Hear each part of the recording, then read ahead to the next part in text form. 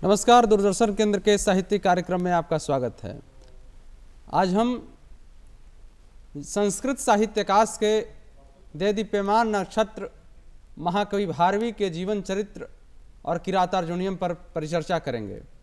इस परिचर्चा में हमारे जो विशेषज्ञ के रूप में आमंत्रित हैं, सबसे पहले मैं उनका स्वागत करता हूं, डॉक्टर दीपेंद्र किशोर आर्य जी, जो संस्कृत विभागाध्यक्ष पटना कॉलेज हैं। सर, सबसे पहले दूरदर्शन केंद्र में आपका स्वागत है। धन्यवाद। सर, आज हम लोग जिस विषय पर चर्चा करने के लिए एकत्रित हुए उपस्थित हुए हैं, वो महाकवि भारवी का जीवन परिचय, जीवन चरित्र और उनका महाकाव्य किरातार्जुनीयम। संस्कृत साहित्याकाश में बृहत् त्रयी के रूप में किरातार्जुनीयम को माना जाता है। तो सबसे पहला सर प्रश्न होता है कि महाकवि भारवी का जीवन परिचय क्या है? देखिए, आज के कार्यक्रम के शुरुआत में मैं संस्कृत के प्रसिद्ध टीकाकार मल्लीनाथ के श्लोक से, जो कि उन्होंने भारवी की प्रशंसा में लिखा है, उससे प्रारंभ करना चाहूँगा जी। उन्होंने भारवी की प्रशंसा में लिखा है, नारिकेल फल सम्मितम वचो भारवे सपदि तद विभज्यताम स्वादयन्तु रसगर्भ निर्भरम सारमस्य रसिका यथेप्सितम। कि भारवी की जो रचना है वो नारियल की भांति ऊपर से तो रुक्ष प्रतीत होती है, होता है, लेकिन जैसे नारियल के कठोर खोपड़े के भीतर एक कोमल और सुमधुर फल निहित होता है, वैसे ही उनकी रचना के भीतर सुमधुर फल रसास्वाद करने वालों को प्राप्त होता है जी। भारवी के ऊपर चर्चा करने में हमें दो पक्षों पर ध्यान रखना पड़ेगा। एक तो उनका समय निर्धारण और दूसरा उनके संबंध में जो किंवदंतियां प्रचलित हैं, हम समय पर विचार करते हैं जी। तो आप जानते हैं, एक प्रसिद्ध कवि हैं कालिदास, जिनसे प्रभावित होकर के भारवी ने अपने काव्य की रचना की, और दूसरे कवि हैं माघ, जिन्होंने भारवी से प्रभावित होकर के अपने काव्य की रचना की। तो भारवी का जो समय है वो कालिदास और माघ के बीच में है। इसके पक्ष में सबसे पहला प्रमाण जो हमें मिलता है वो व्याकरण के प्रसिद्ध विद्वान हुए हैं जयादित्य वामन। उन्होंने काशिका लिखी, जिसका समय 606 ईस्वी के आसपास माना जाता है जी। उस काशिका में उन्होंने किरातार्जुनीयम के एक पद्य को उद्धृत किया है। दूसरा जो प्रमाण मिलता है वो एक सम्राट हुए हैं पुलकेशिन द्वितीय, जिनके प्रशंसा में ऐहोल शिलालेख लिखा गया जी।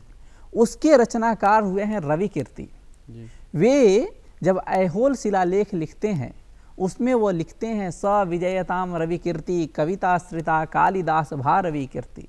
उसमें वो कहते हैं कि मेरी कविता भी कालिदास और भारवी की कीर्ति को प्राप्त करे। और ऐहोल शिलालेख का समय जो है 634 ईस्वी माना जाता है। तीसरा जो हमें प्रमाण उपलब्ध होता है वो दक्षिण भारत के एक राजा हुए हैं पृथ्वी कोंकणी जी। उन्होंने उनके दान पात्र में एक वाक्य आता है जिसका अभिप्राय ये है कि उनके पूर्वजों की 7वीं पीढ़ी में एक राजा हुए हैं दुर्विनीत। उन्होंने भारवी के किरातार्जुनीयम के 15वें सर्ग पर टीका लिखी है। तो ये तीन जो बाह्य प्रमाण उपलब्ध होते हैं, उसके आधार पर भारवी का जो समय है वो लगभग 550 ईस्वी से लेकर के 620 ईस्वी के मध्य माना जाता है जी। अब भारवी के जीवन परिचय की बात है तो भारवी के जीवन परिचय के बारे में हमें दंडी, जिन्होंने अवंती सुंदरी कथा लिखी जी, उन्होंने अपने इस ग्रंथ में भारवी के जीवन पर कुछ प्रकाश डाला है। उनके अनुसार भारवी का नाम दामोदर था, जो कि विष्णुवर्धन नामक राजा के आश्रित कवि थे। इनके पिता का नाम नारायण स्वामी था और ये अचलपुर के निवासी थे। लेकिन इसमें एक लोकमत ये भी है कि दामोदर जिन्हें ये भारवी कह रहे हैं वे वास्तव में भारवी नहीं थे, बल्कि भारवी के एक मित्र थे। और उसी दामोदर के पुत्र हुए मनोरथ, जी। जो दंडी के पितामह थे। जी। इस प्रकार दामोदर या फिर भारवी कह लीजिए, ये दंडी के प्रपितामह सिद्ध होते हैं। ये जो जानकारी है हमें अवंती सुंदरी कथा के आधार पर हमें मिलती है। जी ये इनका जी जी सर, लेकिन जो महाकवि भारवी हैं, इनका ग्रंथ संस्कृत साहित्य में एक ही महाकाव्य इन्होंने लिखा जो 18 सर्ग में निबद्ध है, किरातार्जुनीयम। किरातार्जुनीयम जो ग्रंथ है महाकाव्य, इसका कथा सार क्या है? देखिए, किरातार्जुनीयम की जो कथा है जी। वह महाभारत के वन पर्व से ली गई है। जी महाभारत में जो कथा केवल 5 अध्यायों में सीमित है, जी उस एक छोटी कथा को महाकाव्य का मुख्य कथा बना करके भारवी ने 18 सर्गों में और 1040 पद्यों में लगभग निबद्ध किया है। जी। अब इसकी कथा में क्या है कि अर्जुन, जो कि पांडवों में के मध्यम भाई हैं, जी।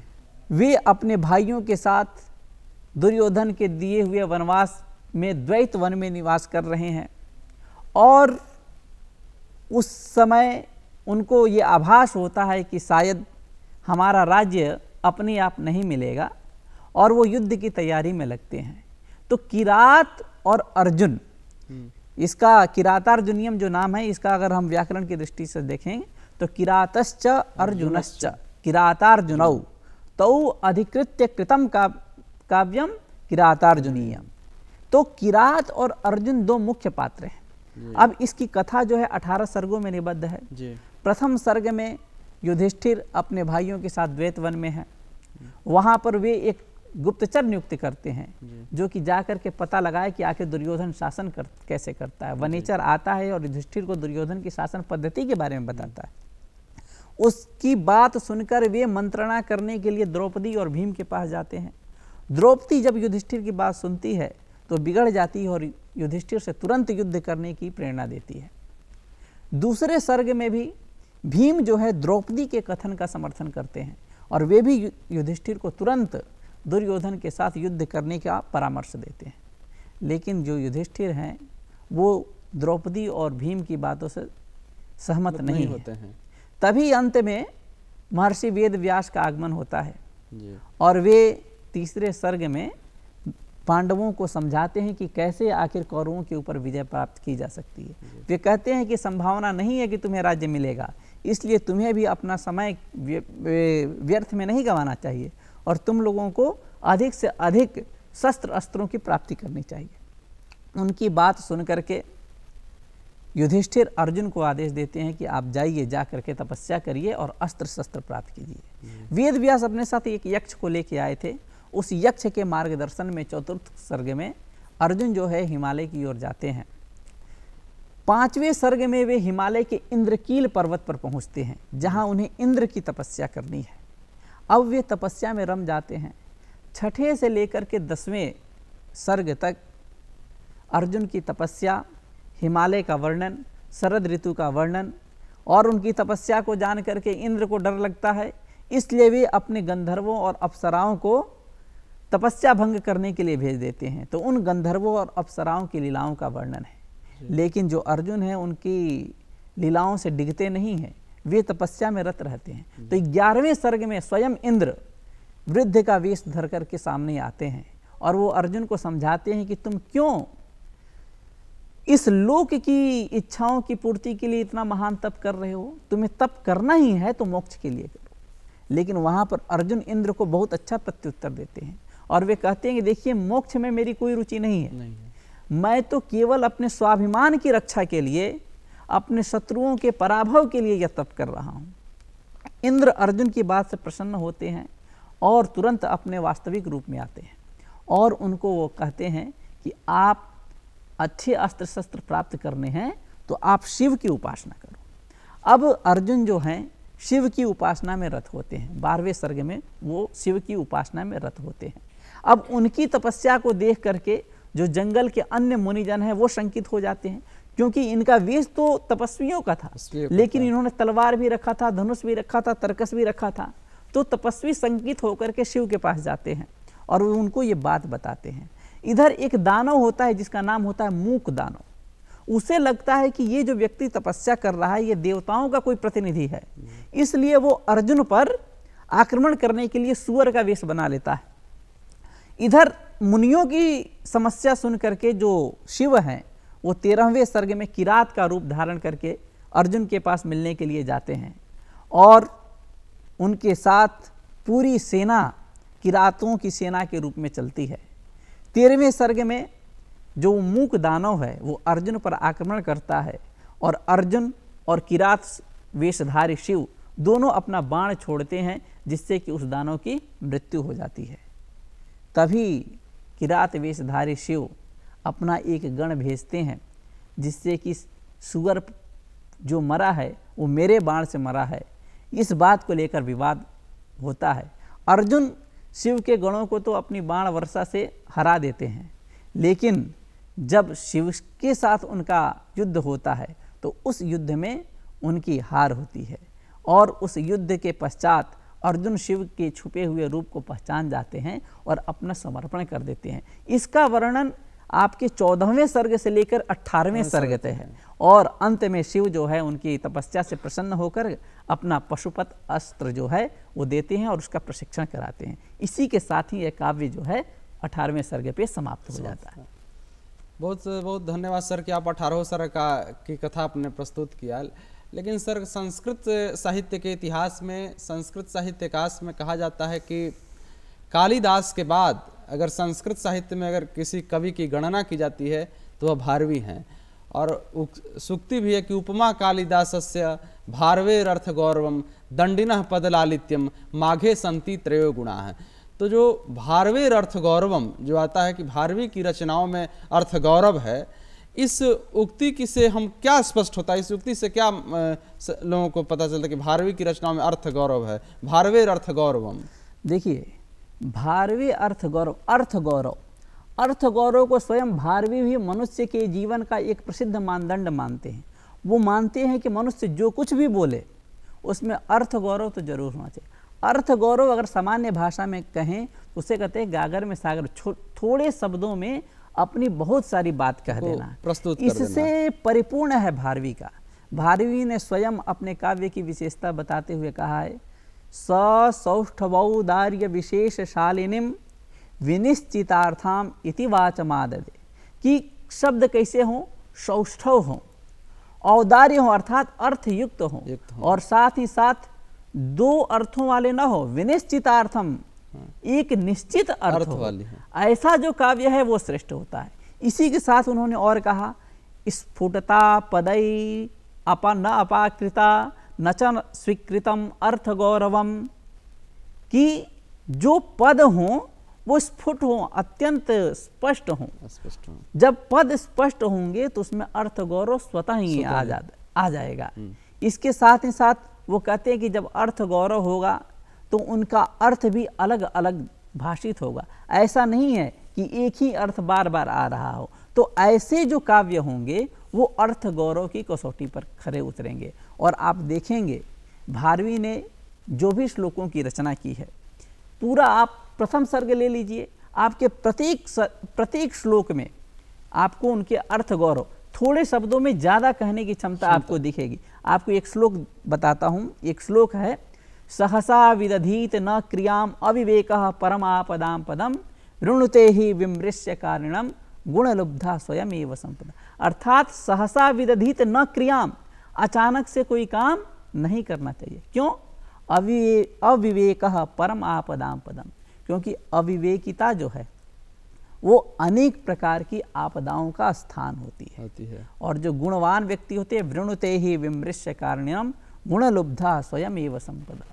संपत्तियां जो हैं गुणवान व्यक्ति के खुद पीछे पीछे चल करके जाती है। आपने 3 इडियट का वो डायलॉग सुना होगा कि कामयाब बनो सफल नहीं, कामयाबी आ जाएगी तो सफलता भी आपके पास आ जाएगी। तो वही है कि अगर आप गुणवान है तो संपत्ति आपके पीछे पीछे आ जाएगी। ऐसे ही हितम मनोहारी च दुर्लभम मचा, फिर वैसे ही नहीं प्रियम प्रवक्तुम इच्छन्ति मृषा हितेषिण व्रजन्ति ते मूढ़धीया पराभवम भवन्ति माया विषुयो न मायिना।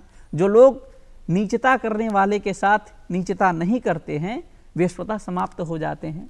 अमर्ष शून्येन जनेन जंतुना न जात हार्देन न विद्युषादर, कि जो क्रोध रहित व्यक्ति होता है उसका न तो कोई दुश्मन होता है और न ही कोई मित्र होता है। कोई मित्र बना करके भी उससे कोई लाभ नहीं पाता है और कोई दुश्मन होता है तो भी वो उससे डरता नहीं। तो क्रोध शून्य व्यक्ति की कोई अपनी क्षमता या अपना अस्तित्व नहीं होता। इस प्रकार के बहुत सारी शुक्तियाँ, बहुत सारे अर्थ गौरव के वाक्य आपको भारवी के काव्य में देखने को मिलता है। सर, भारवी के काव्य में तो अर्थ गौरव प्रथम ये श्लोक में से ही शुरू हो जाते हैं कि श्रियः कुरूणाम अधिपस्य पालिनीं प्रजा सुवृत्तिं यमयुक्त वेदितुं सवर्णलिंगे विदितः समाययु युधिष्ठिरं द्वैत वने वनेचरः कृत प्रणामस्य महिं मही भुजे जितां सपत्ने न निवेदयिष्यत न विव्यथे तस्य मनो नहि प्रियं प्रवक्तुमिच्छन्ति मृषा हितैषिणः।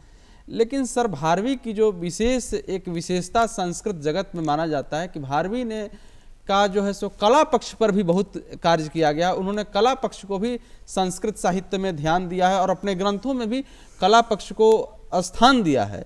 तो कला पक्ष पे भारवी का संस्कृत साहित्य जगत में कहाँ पर स्थान है? देखिए, किरातार्जुनीयम की एक विशेषता है कि इनके प्रत्येक सर्ग के अंत में लक्ष्मी शब्द का प्रयोग हुआ है। दूसरा क्या है, इन्होंने अनेक प्रकार के विचित्र अलंकारों का प्रयोग किया है। कविता रचने के लिए आपने देखा होगा बहुत सारे शब्दों की आवश्यकता पड़ती है जी। लेकिन आपको आश्चर्य होगा, भारवी ने केवल एक वर्ण से श्लोक रच दिया है जी। केवल स्वर बदलेंगे, व्यंजन वही होगा। आपको बताते हैं, नौकार से उन्होंने श्लोक लिखा, ननो ननुन्नो नन्नुन्नो नाना नाना नना ननु नुन्नो अनुन्नो ननुन्नेनो नाने ना नुन्न नुन्ननुत। ये केवल 9 वर्ण का वर्ण से। फिर उन्होंने एक सर्वतोभद्र अलंकार का प्रयोग किया। उसमें क्या है, आप सीधे पढ़ेंगे तो और उल्टे करके पढ़ेंगे तो दोनों एक ही आया। देवा कानी नीका वादे वाहिका स्वकाहि वा काका रेभा भरे काका। ये काका रेभा भरे काका, काका रेभा भरे काका, ये आप देखेंगे सीधा भी वही है, उल्टा भी वही है। इसके अलावा उन्होंने यमक में प्रायः हम सुनते हैं कि एक ही पद बार बार जब प्रयोग होता है उसका अर्थ जो भिन्न भिन्न होता है, तो वहाँ यमक अलंकार। लेकिन इन्होंने अपने काव्य में पूरी की पूरी कविता में ही एक ही शब्द से पूरी की पूरी कविता बना दी है। तो ये इनकी विशेषता है और उनकी इसी विशेषता को देख करके जो बाद के कवि हैं उन्होंने इसे अपना निकष मान लिया और इसके आधार पर वो कविता रचने लगे। महाकवि माघ, फिर आपके आगे हर्ष, नैषधीय चरितम के रचयिता, इन सब ने भारवी से ही प्रेरणा लेकर के भाव पक्ष की अपेक्षा कला पक्ष को ज़्यादा महत्व दिया और उस पर रचना करके अपनी ख्याति अर्जित की है। सर, साहित्य के अनेक विधाएं हैं, कालिदास ने भी लिखा, लेकिन भारवी का जो मुख्य है कि भारवी की रचनाओं में, किरातार्जुनीय में प्रकृति चित्रण पर भी विशेष महत्व दिया है। तो प्रकृति चित्रण का भारवी का क्या दृष्टिकोण है प्रकृति चित्रण पर? देखिए, उन्होंने 5वें सर्ग में और साथ ही साथ चतुर्थ सर्ग में शरद ऋतु का बहुत अच्छा वर्णन किया। गांव में घास काटती महिलाएं, खेत की रक्षा करती महिलाएं, ग्वालों का चित्रण, हिमालय का चित्रण 5वें सर्ग में बहुत अच्छे से किया है। एक उदाहरण मुझे ध्यान आ रहा है जो हिमालय के चित्रण में उन्होंने लिखा है। द्रुत विलंबित छंद है वहाँ पे और वो लिखते हैं, पृथु कदम्ब कदम्ब कराजितम ग्रथितमाल तमाल वनाकुलम लघु तुषार तुषार च्युत जलम धृत सदानन सदानन दंतिनम। अब इसमें देखिए यमक का उन्होंने प्रयोग किया है, कदम्ब कदम्बक, फिर अगले में क्या किया, माल तमाल, फिर अगले में क्या किया, तुषार तुषार च्युत जलम, फिर अगले में सदान सदानन, तो इस प्रकार के यमक अलंकार का प्रयोग करके उन्होंने हिमालय की खूबसूरती, है ना, हिमालय कैसा है, जिसके ऊपर कदम्ब के पेड़ों से सुशोभित है, तमाल के पेड़ पंक्तियों में लगे हुए हैं, तुषार तुषार चितम, जल की बूंदें धीरे धीरे उससे टपक रही हैं, और साथ ही साथ सदानन दंतिनम, सुंदर मुख वाले हाथियों से घिरा हुआ ऐसा हिमालय है। तो इस प्रकार उन्होंने हिमालय का हो, गांव के परिदृश्य का हो, बहुत सुंदर चित्रण अपने काव्य में किया है। किरातार्जुनीयम में सर्वाधिक जो है सो वंशस्थ छंद का प्रयोग हुआ है, और जो छंद के दृष्टिकोण से किरातार्जुनीयम किस छंद का सर्वाधिक प्रयोग हुआ है? देखिए, किरातार्जुनीयम में सबसे ज़्यादा वंशस्थ का ही प्रयोग हुआ है, और भारवी के वंशस्थ की प्रशंसा राजशेखर ने भी की है जी। लेकिन इसके अलावा भी जी। जो भारवी हैं वो अनेक प्रकार के छंदों का प्रयोग करते हैं। इंद्र वज्रा, उपेंद्र वज्रा, वसंत तिलका, शालिनी, मालिनी, प्रभा, रथोद्धरा, ऐसे ऐसे छंद जिनका हम केवल नाम पढ़ते हैं, जिनका अधिक प्रयोग हमें देखने को नहीं मिलता है, उन सभी छंदों का प्रयोग भारवी ने अपने महाकाव्य में किया है, और अपने छंद शास्त्र में निपुण होने का उन्होंने प्रमाण दिया है। भारवी की रचनाओं में और किरातार्जुनीयम, उनकी एक रचना किरातार्जुनीयम, इसका सर सामाजिक दृष्टिकोण क्या है? देखिए, जब किरातार्जुनीयम की रचना हुई है उस समय भारवी की राजनीतिक परिदृश्य को देखना है कि उस समय भारतीय समाज में उथल पुथल बहुत ज़्यादा था। भारतीय समाज के ऊपर शकों और हुणों का आक्रमण हो रहा था। तो उस समय शकों और हुणों के आक्रमण से बचाने के लिए, भारतीय समाज को जगाने के लिए भारवी ने किरातार्जुनीयम की रचना की। उसी वक्त एक राजा हुए थे यशोवर्मन, जिन्होंने हुण राजा मिहिर कुल को खदेड़ करके भगाया था। तो जब किरातार्जुनीयम में अर्जुन का पात्र वो लिख रहे हैं, उस समय उनके समक्ष यशोवर्मन का चरित्र है। वो अर्जुन के रूप में यशोवर्मन की वीरता का वहाँ पर वर्णन करते हैं। साथ ही साथ जब इंद्र अर्जुन को तपस्या छोड़ करके मोक्ष की प्राप्ति करने के लिए तप करने को कहते हैं, उस समय जो अर्जुन कहते हैं कि मुझे मोक्ष में रुचि नहीं है, वो मोक्ष में रुचि नहीं है, अपने शत्रु को का पराभव करना है, अपने स्वाभिमान की रक्षा करनी है। इसके साथ साथ पुरुषार्थ चतुष्ट है, जो पुरुषार्थ करेगा वही विजय को प्राप्त होगा, वही सफलता को प्राप्त करेगा। यह सामाजिक संदेश किरातार्जुनीयम मुख्य संदेश सामाजिक मानवीय मूल्यों पर किरातार्जुनीयम का मुख्य संदेश क्या है? प्रकर्ष तंत्रे ही रणे विजय श्री, अर्थात जो पराक्रम करेगा वही विजय होगा। चलिए, बहुत बहुत सर आपका धन्यवाद हमारे दूरदर्शन कार्यक्रम में आने के लिए। और यही मूल मंत्र है कि जो पराक्रम करेगा उसे विजय मिलेगा ही। इसी संदेश के साथ महाकवि भारवी और उनका किरातार्जुनीयम पर हम लोगों की परिचर्चा करते हैं, और पुनः हम लोग इसी के साथ मिलेंगे।